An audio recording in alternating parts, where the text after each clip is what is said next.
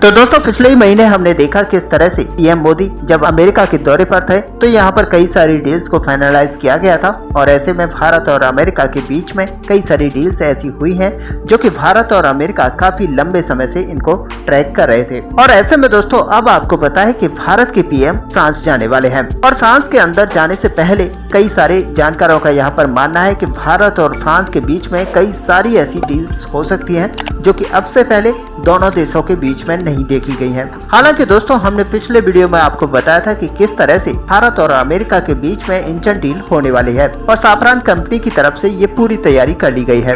लेकिन अब दोस्तों यहाँ पर फ्रांस की तरफ से बहुत ही बड़ा गेम प्लान किया गया है और आखिरकार एक ऐसी डील को यहाँ पर क्रैक करने की बात की जा रही है जो कि फ्रांस को अगर मिल जाती है तो फ्रांस यहाँ पर मालामाल होना तय है। ऐसे में दोस्तों आखिरकार ये कौन सी डील है और क्या भारत इसको फ्रांस को दे देगा, आपको हम विस्तार से बताएंगे। आप वीडियो में एंड तक बने रहिए। साथ ही अगर हमारे चैनल पर नए हैं तो सब्सक्राइब कर लीजिए ताकि सबसे पहले हमारी वीडियो आप तक पहुंच पाए। तो दोस्तों अगर फ्रांस की बात की जाए तो इकोनॉमिकली फ्रांस काफी पीछे पिछले दिनों में गया है और ऐसे में जो फ्रांस की अर्थव्यवस्था है वो काफी डाउन पे है और आने वाले समय में यहाँ पर फ्रांस एक ऐसी डील वेट कर रहा है जहाँ पर भारत की तरफ से इस डील को अगर दिया जाता है तो फ्रांस के अंदर भारी मात्रा में पैसा आएगा और फ्रांस की इकोनॉमी को यहाँ पर एक मेजर बूस्ट मिल सकता है। और ऐसे में आपको बता दें कि फ्रांस यहाँ पर पूरी तरह से तैयारी कर चुका है और इसीलिए भारत को एक से बढ़कर एक यहाँ पर डील्स दे रहा है। तो दोस्तों आपको बता दें कि यहाँ पर भारतीय वायुसेना की तरफ से पूरी तैयारी की जा चुकी है हमारी MRFA डील को लेकर और भारतीय वायुसेना की तरफ से ये कहा गया है कि 2024 के स्टार्टिंग में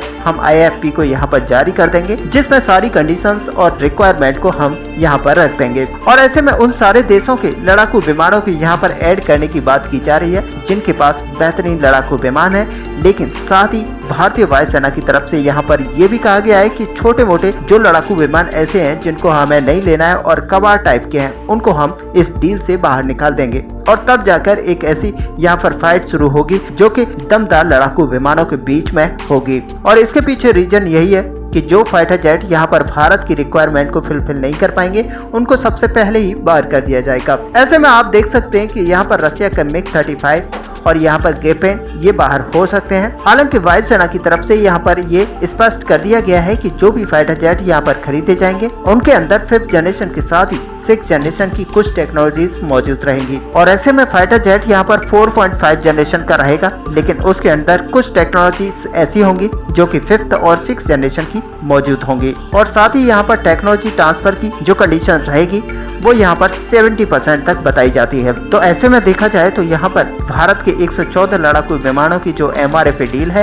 वो करीब $20 बिलियन की होने वाली है। और सच मानिए कि जिस भी देश के पाले में ये डील जाएगी उसका मालामाल होना तय है। और अब दोस्तों अगर फ्रांस की बात की जाए तो यहाँ पर फ्रांस इस डील को हथियाने के लिए अपनी तरफ से सारे हथकंडे अपनाना स्टार्ट कर चुका है। हालांकि वायुसेना हमारी राफेल के अंदर काफी ज्यादा इंटरेस्टेड है और अगर फ्रांस की तरफ से ये देखा जाए तो भारत के लिए राफेल यहाँ पर खरीदना काफी ज्यादा फायदेमंद होगा।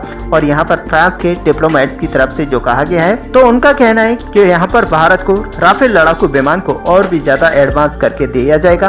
और ऐसे में सही मायने में देखा जाए तो यहाँ पर भारत की MRFA डील के लिए राफेल सबसे परफेक्ट लड़ाकू विमान है। हालांकि दोस्तों आपको बता दें कि यहाँ पर फ्रांस अगर अपने राफेल को यहाँ पर आगे बढ़ाता है उसके साथ ही अमेरिका भी अपनी पूरी ताकत इसमें लगाने वाला है। साथ ही माना जा रहा है कि यहाँ पर F-35 को अमेरिका उतार सकता है। साथ ही आपको पता है कि टाइफून लड़ाकू विमान यहाँ पर पहले से ही इस डील के अंदर है। और ऐसे में फाइट अब पूरी तरह से यहाँ पर होने वाली है और आखिरकार भारत को इससे काफी ज्यादा फायदा मिलने वाला है क्योंकि तीनों देशों के बीच में अगर इस तरह की फाइटर जेट इस डील के अंदर उतारे जाते हैं। साथ ही दोस्तों आपको बता दें कि यहाँ पर रसिया की तरफ से भी अपना Su-57 लड़ाकू विमान इस डील के अंदर उतारा जा सकता है। और ऐसे में सच मानिए कि सारे फाइटर जेट्स की जो एक फाइट होगी वो भारत के लिए काफी ज्यादा फायदेमंद होगी क्योंकि भारत को आखिरकार एक ऐसा लड़ाकू विमान मिल पाएगा जिसका कि भारत काफी लंबे समय से इंतजार कर रहा है और जिसके अंदर 5th और 6th जनरेशन की कुछ टेक्नोलॉजीज पहले से मौजूद होंगी।